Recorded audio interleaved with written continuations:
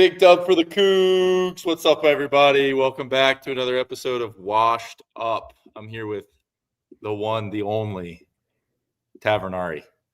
How you doing, brother? I'm good, man. I'm just glad you guys, took me out of timeout. I can come out and play now again. Is it TJ that doesn't like me because he's not here today? I mean, what's going on? Hey, I hate to throw my guy. Actually, I don't hate to throw my guy under the bus. I'm just gonna throw him under the bus. Yeah, it's TJ. Okay. Okay. When you come on, should we call it playtime with JT because you're out of timeout? Okay. I'm okay with that. I like that. That's awesome. Love it. Well, I wanna just jump right in here. The people that have regularly listened to our show know that we do a lot of these things that we're gonna go through anyway. Next week we'll have an actual good win, go Cougs. Let's go, John. We'll actually have like a graphic with the rundown, but we're going to do a lot of things that are going to be familiar to people listening. We're stepping our game up now that it's conference. But number one is we're going to go Wordle. We call it Wordle. That's our one word gut reaction. We're going to say it at the same time. Ready? Three, two, one. Dub. Job done. Job done. One word. Squish it into one. All right, you go first. Job done. Go.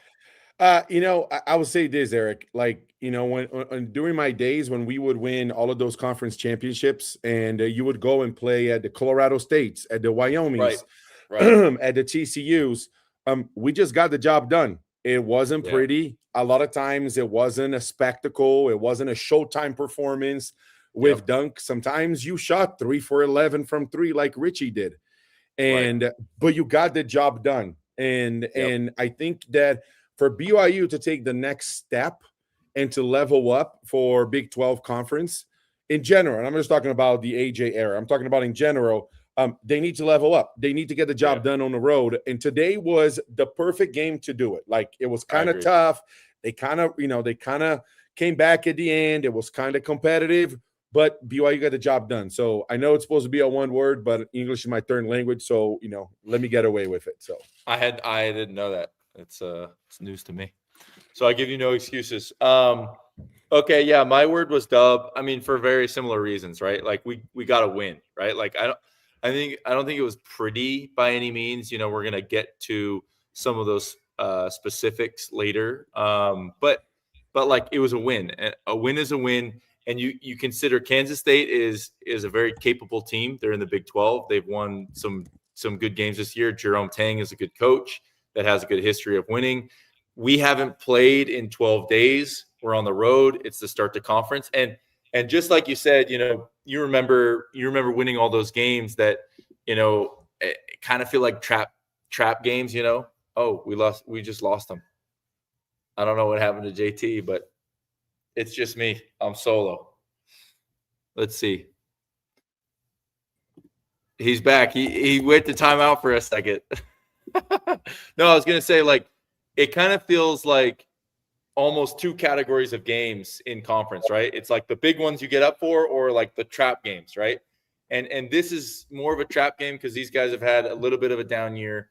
They're not ranked. There wasn't all this hype going into this game, but they're a capable team. And there's just something about conference starting, and I don't know if it's jitters or the scouting report tightens, the rotations tighten, the identity has been kind of finalized within teams. So you might not have had an unbelievable preseason. They went 9-4, they lost some ugly ones, but they know who they are and they're going to stick to their guys now. And so I think just getting a dub was important. Like you said, I'm glad that we played them today and kind of got some of the rust out after 12 days since our last game versus like starting on the road versus Kansas, right? Like, we have that at the end of the month. We have some time to build up to that. Yeah. And the one thing that I would just add on top of that is, to your comment, there will be some games on the road that BYU was like, we're lucky that we won that game. And that's going to happen. It happens every season.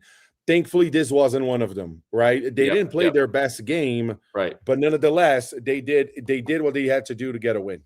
Yep. And on the road, like, is great. Okay, let's go to number two. let's hear who your game changer is. We're going to say our player of the game at the same time. Ready? 1, 2, 3. AJ. No, you got to say it at the same time. Kaba. I'm going Kaba. Go AJ. You go first. A lot of BYU fans were asking, hey, you got to call a foul on AJ. Hey, that's got to, you got to call a foul. And even AJ, for a good amount of the game, I felt like it wasn't until the last 10 minutes of the game that he was like, oh, I got to really finish this. Like, I got to push it through. And I think that's credit to the Big 12 conference, right? Everybody talks about the SEC and football, but the Big 12 conference is that, right? Is the best conference in the country. And so the physicality that AJ will see night in and night out is unmatched. And for me, for him to be able to finish, I think he finished with 23 or 24 points. 24. And to have the shooting night that he had and just be able to play the way he played, I was pretty impressed. And so, I know it's a cop-out answer, but again, he is the engine that makes BYU goes, and today was no different. Yeah, we're getting nitpicky here. The only reason it's not even a reason not to pick AJ, right? Look, this stat line is crazy. 24 points, 8 rebounds, and he shot the ball well, 8 for 15. He was 7 for 10 from free throw line. He had 8 rebounds, 3 assists, 3 steals. He obviously struggled with the ball a little bit. He turned it over 7 times. But I just felt like kind of the rebounding battle. I tweeted early in the game, like, hey, let's clean up these turnovers and let's win. Let's get them off the old boards a little bit. And we're going to be fine. Like, I feel like if we did that, we would have won this game by 20 instead of 10. But we won that rebounding battle 47 to 35 because of my player of the game, Kaba Keita's 16 boards, dude. Like, I just thought, but that's an eye-popping number. But then 11 points, 4 for 4 from the field. Like, he just didn't really make any mistakes, and so having him back there as your anchor, I'm going away from my player of the game, but then also Ahmed coming in. He had a couple great blocks as well. He was punting it into the stands. But you've got these big guys that are really, really locked in on their job, not trying to do more than that. And I think that's going to be key for us. I have a question for you. Just looking at, men lie, women lie, but you and I rely a lot on numbers, right? And so when you look at pretty much everybody but Keba playing 33 plus from the starting 5, what is your reaction to that? Like, as soon as you see it, AJ with 33, Kennard with 35, Richie with 35, and Rob with 37. What do you make of that? I kind of make of it that this is just going to be our team, right? I think we have capable guys on the team. We see that,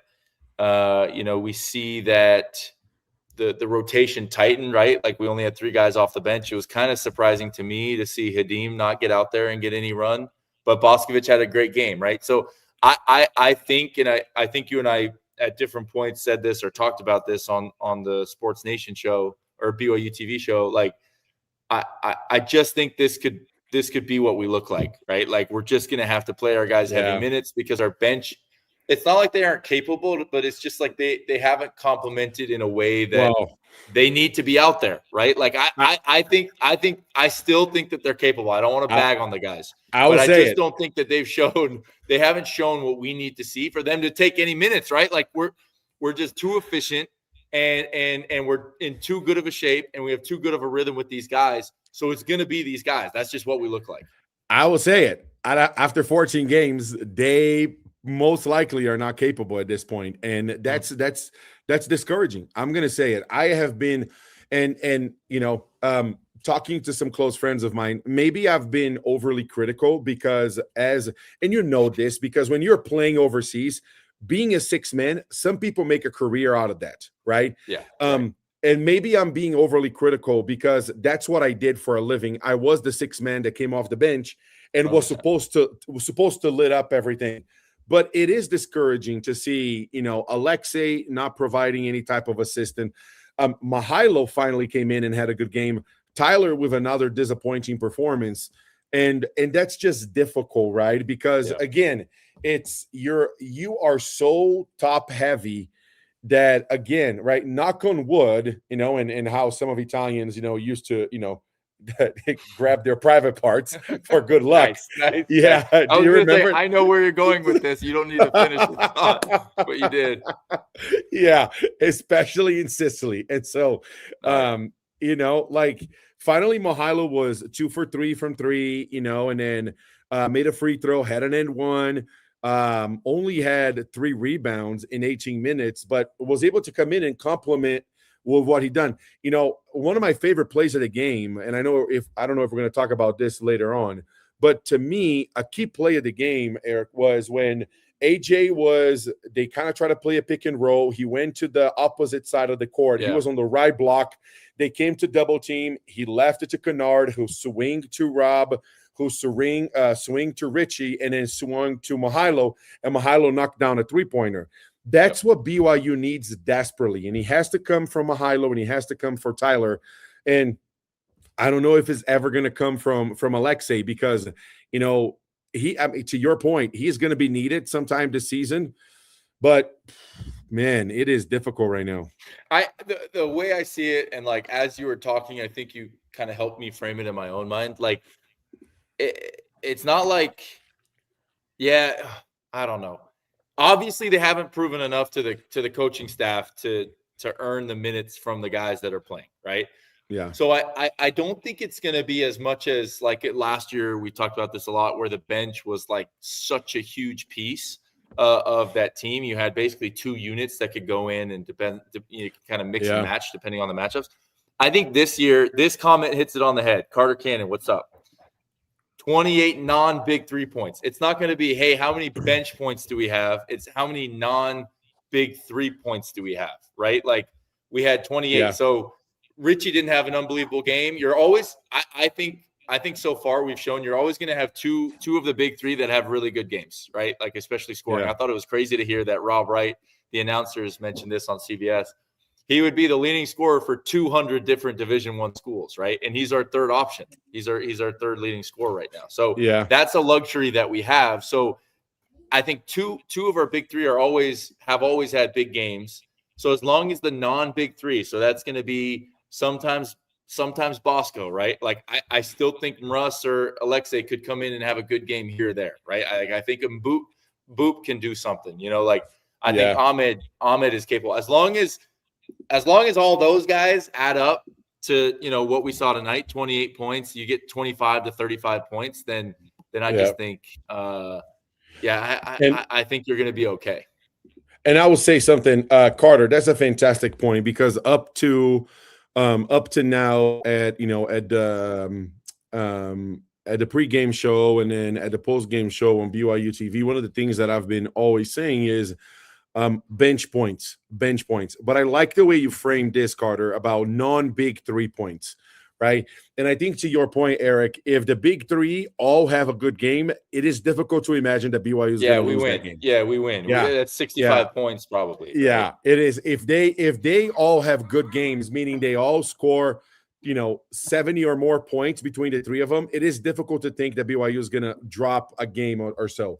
If 2 of them don't have a big game, but you have, 25 plus from everybody else, maybe there's a chance. And that's what we saw today, where, between the 3 of them, let's see, we had AJ with 24, Richie with 13, that's 37, Rob with 18, that's 55 out of 83, however much that is. Can you do that on top of your head?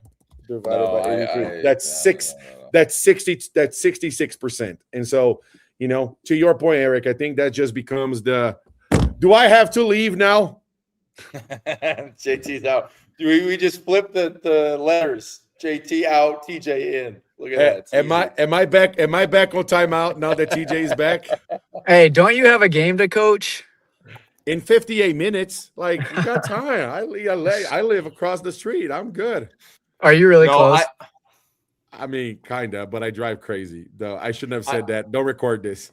JT, I think that's fair. Tease, we're just kind of talking about, instead of framing it like bench points versus starter points, it's kind of like big 3 points versus non-big 3. If the non-big 3, so Kaba, Kennard, plus the guys that get some burn, like, if that can be in the 25 to 35 range, then we're going to be okay. I think that's fair. It's kind of like, if it ain't broke, don't fix it. Like it's working. We're winning games, but like I do still have some concern when you get to the Arizonas and even the Kansases, the Iowa State, the Houstons, like some really, really good teams with some national momentum. Like, what if we do have a night where Richie is off shooting and AJ's in foul trouble, right? Like, again, Italians, knock on wood, but like it might happen, right? So, and all you need is one bad game in the tournament and then you're out, right? So it still is a little bit concerning. Like I'd love to see kind of more depth, but we just haven't needed it right now. So I'm just not going to complain about it. How many points do you guys think we need outside of the big three? So I would for us to be really good. So I would answer this. It's a two-part answer. If the big three get to their 70 points, 70% of points,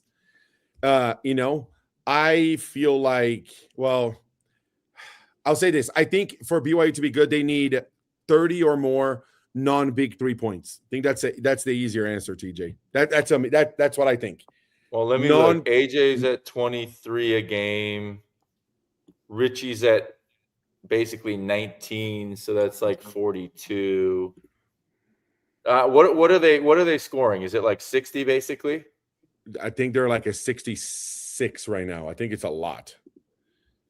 Like it is. I think it's around 60 because it's like Rob Wright's 16, Richie's 19, plus AJ's 23. So it's like it's close to 60. What was it? 54 today. Yeah, and it was an off day for Richie, right? So I think if you have 50 from the big three, plus I think JT nailed it. I think if you have 30 non-big three, then we win a lot of games, even the tough ones that I just mentioned. Teach, just before you say something, between the three of them, they're averaging 57.9 points per game. BYU is averaging 87.4. That is exactly 66% of the points. And so I will say this, Carter, shout out to you. I'm going to piggyback on this for the rest of the year. But I will give you credit, and Eric's going to send you a head or something. And but paid for by JT. Sure. If BYU is going to get to the Final Four, then the big three needs to have what they're averaging, and the non-big 3 points need to be at least 30. That's what I'm going to go with. Yeah, I like that. We hit that. We hit 56. It was 54 today, Teach. And then yeah, I think it was 54 and 28. So, we get today was 55. Yeah. All right, on to the next one. JT's got about 10 more minutes, then he's going to bounce. I'm going to go something or nothing. JT already knows what this is because we chatted pre-show for a second. 19 turnovers. Is that something or is that nothing? I'll open it with JT, then I'll go TJ. It's definitely, I'm going to say I'll say it's nothing because it's the first game that they've had a large number of turnovers like this. I think maybe it's the second of the year that they had more than 12 or 13. But lessons will be learned, right? BYU is always a second half team, but this game, they were a first half team. And so with the adjustments that Kevin Young can make on the roster, I would say that, it's, and I don't know, TJ, how much of the game you got to watch, but like, I think it's an adjustment to like AJ and getting fouled, and the refs and the whistle. And so I would say that some of the turnovers, that is because he was being, slapped and reached and just not used to it. And so I'm going to say it's nothing. Yeah. TJ. Well, I mean, initially I was thinking it's something just based on the fact that like this is conference play now. And that's what I was saying to JT earlier. I mean, like, I think refs generally do swallow their whistle a little bit more come conference play. So yeah, it's going. You're right. You said it right, JT. This is game one of league play, so we don't know if it's truly something or not. But I do know that everyone knows your plays. Everyone knows your tendencies. Everyone knows you like to go to your left or right or get to the basket or shoot going to your right or whatever it is. They know all those little things. They've scouted you out better than anybody, and refs swallowed their whistle more. So like, I guess it's going to be interesting to see now if that, I just think league play it steps up so much more. And so I hope that is nothing and we bring those down. I think we need to live around like 10 turnovers, 10 to 12 maybe. Yeah, I think we're at 9.5 on the season. Yeah, if we can live around 10, that's beautiful. Yeah, I agree. I think it's too early to really think anything of anything, right? Like it's our first conference game. It hasn't been an issue this year. I think we had a lot against Abilene Christian. There might have been one other game, so it could have been 3 that we had a bunch of turnovers. I felt like AJ a little bit was looking for the foul today, which you haven't seen since UConn, in my opinion. That just that first half where he was kind of looking around, he was on the ground a lot, and that's just like, man, I remember those days as a freshman. Like I was like, how is that not a foul? Like I genuinely believed it was, whether it was or wasn't, right? So but you haven't really seen that much from him. Again, I think that's 12 days away. I think that's the adjustment to the conference. It's like making our first jump from when we played whoever, Division II school, or I can't even remember who it was at the beginning of this season, versus like our first real challenge, right? Like there's just going to be a little bit of growing pain, but I'm not going to be concerned about it until I have to. If we had more than, we play Arizona State next week. If we have more than like 14, 15 again, then I'm like, okay, we got to really probably start focusing on this. But I don't know. It always comes back to this. Like, I just think KY knows what he's doing. I think he's going to get these guys right. And so I'm not too concerned about it right now. Against an explosive team, though, you have 19. Like, you're lucky if you come out with a win with 19 turnovers. Agreed. So, let's learn this lesson now. Yeah, it's true. Which they did. Something I mentioned to Eric earlier, Tej, was,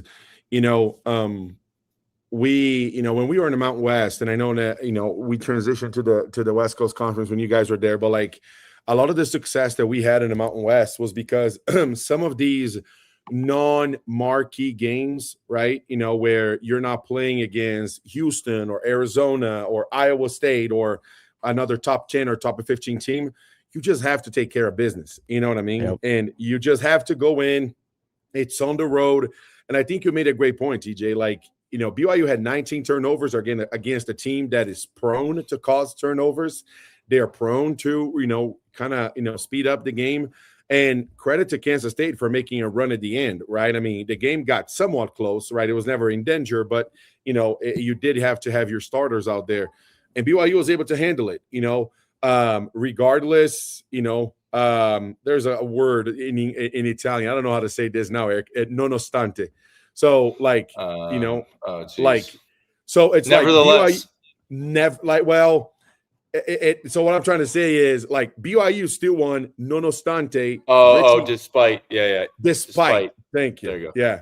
It depends on the, Merci, mon chéri. Très bien. Yeah. Teach, how's my French? Fantastic. Wow. That's beautiful. Oui.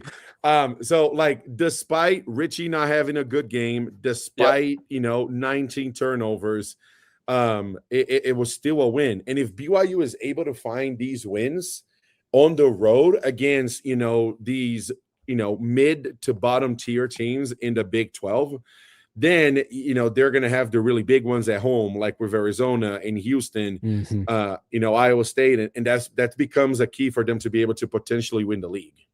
I completely agree. And go ahead, Teach. Well, yeah, I completely agree. And literally any conference win is huge. Like if you go win, let alone on the road, home, whatever, you win, it's huge. And I like, as you're saying all these things, JT, I'm like, man, yeah, Richie goes 3 for 11 from 3, like 19 turnovers, all these things happen. And we like figure out how to win. Like that is the mark of a great team. That's how that's how teams, it's like, man, they don't have to have everything go right for them to beat teams. If like anything goes wrong, they just crumble. It just, you figure out ways to win on the road in the Big 12. We're happy. Yep. I like it. All right, we're gonna jump to the comments here. We got a couple. We already highlighted Carter's in there. I thought this was, get some hype going from John Higley right here. Good win, good one. Go Cougs.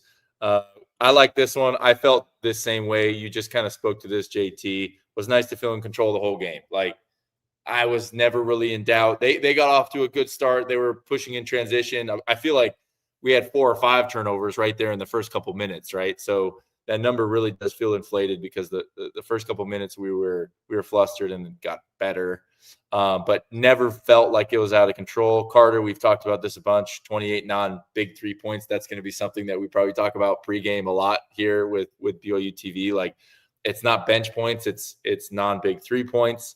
And then here's our boy. I think he meant to say Beto. 2 games in, the new guy's looking good. I agree. I don't know how much he's learned. Even since he's joined, it's like 12 days of nothing, right? Like just a little bit of practices. So I think he's going to get better and better. But he's a great rim protector. I tweeted this. I told you this already, JT. Like, you go from Keba, he has to be one of the most efficient. I don't know what metrics they have for that, but he has to be one of the most efficient rim protectors in the country. To go from him, he goes on the bench, to now Beto comes in, and like, he had 2 like nasty blocks. Like, I think he does a really good job as well. And that's going to be important. We aren't the biggest team. Even Beto, I think, will be outsized once we get to the tournament and some of these in conference games. But we play bigger than we are, and that's all that matters, right? So just want to give a little shout out to our friends in the comments. I don't know if you guys have anything to add to that. Good teams win, great teams cover, and BYU cover today.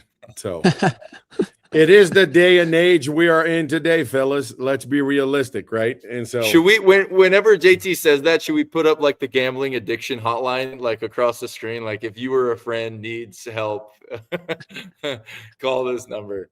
This guy, he lived in Vegas for too long. All right, JT, you got to go. I want to hear the too soon from you, your question, and then that can be your cue to go coach your kids. I want to get your answer on this first. Everybody on so the big 3, let me just pull it up here, the stats again for the game. And that's my too soon. And especially if they're going. And my question is AJ 33, Richie 35, Robert 37. Is it too soon to start worrying that these guys are going to break down in about 6 to 8 weeks? I don't think so. I don't think so, because I think KY has managed pros his whole career, and I think he knows, like, going into the week, he knows it doesn't have to be like the craziest, hardest practice. Like, that's how they're going to progress. I would guess they have lots of rest, recovery. They're very smart about how they go about their practices and making sure that, come Wednesday, come Saturday, like, these dudes are ready to go. I don't feel too concerned about it. We haven't seen anything yet, knock on wood. So I think I'm confident. Can I add one more question for TJ, Eric, just based on what you said, TJ? Yep. I'm looking at their season averages. Robert Wright, 32.8, AJ, 31.4, Richie, 31.2. And so I maybe by the end of conference, they might be at 33, 32, 33, 34 minutes a game. That's a lot, guys. It is a lot. It is. It's how much Eric and I played my freshman year, his sophomore year. I didn't know that. TJ would know that. He's always paying attention to how much playing time he gets. So that's not true. I remember seeing that. No, I'm just kidding. But it's a great question, JT. I think that's going to be like a story of the year. Like, we have like enough pieces, I think, to win a lot of games. But you're are you concerned? Are you concerned, guys. JT? I just think usage is a lot. And what do you think it should be at? if it's at 31, you think 31 is a good number, or do you Actually, think it should be? maybe better question, like, what can you do about it? Like, I Oh, would love if it's lower and- too, but I don't think we can do anything about it. Right. That's my And point. you know, we have an expression in Brazil. Are you going to cover your head and you're going to, with the blanket, are you going to cover your head and then cover your feet? Or are you going to cover your feet and just leave your head out? There's nothing to do at this point, but it's, you know, like, I think to you mentioned, TJ, like, as long as you can keep turnovers under 12, like, it is, you know, like, usage is super high. And I just feel like, you know, like, they may be able to get through conference, but then you're going to come to the conference tournament where you're going to have 3 games in 3 days, and then you're going to get to the NCAA tournament, and, like, you know, is these guys, like, how is their body going to handle this? You know what I mean? And I just don't know the answer, as you guys, right?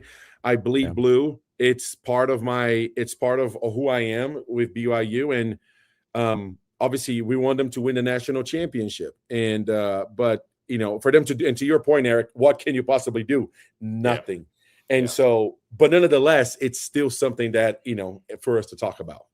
Yep. This guy agrees with you. On your way out, Connor Ward. Shout out, Connor. Not too soon. Granted, the bench stays healthy. There's no go-getter scorers off the bench. That now that Baker's out, that's Connor's problem with it. Guys, I gotta hop. I love you both. TJ, love you, brother.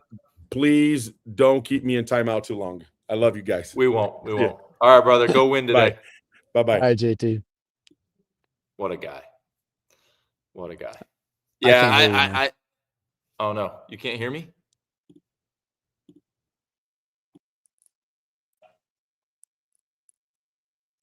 Can you hear me now?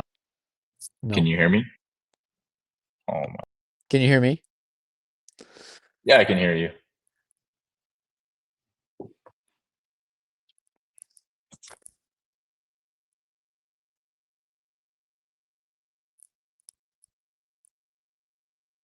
Still can't hear you if you're trying to talk.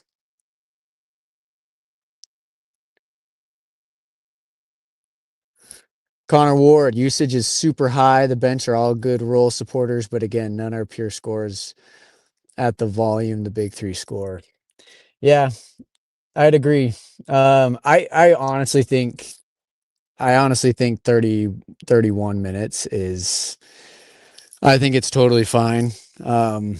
I think it's like, what are we going to do? I think we're going to figure it out, but I'm not too concerned about 31 minutes right now. I guess time will tell.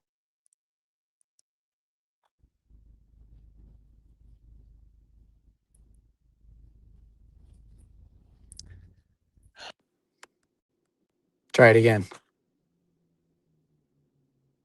I can't hear you, but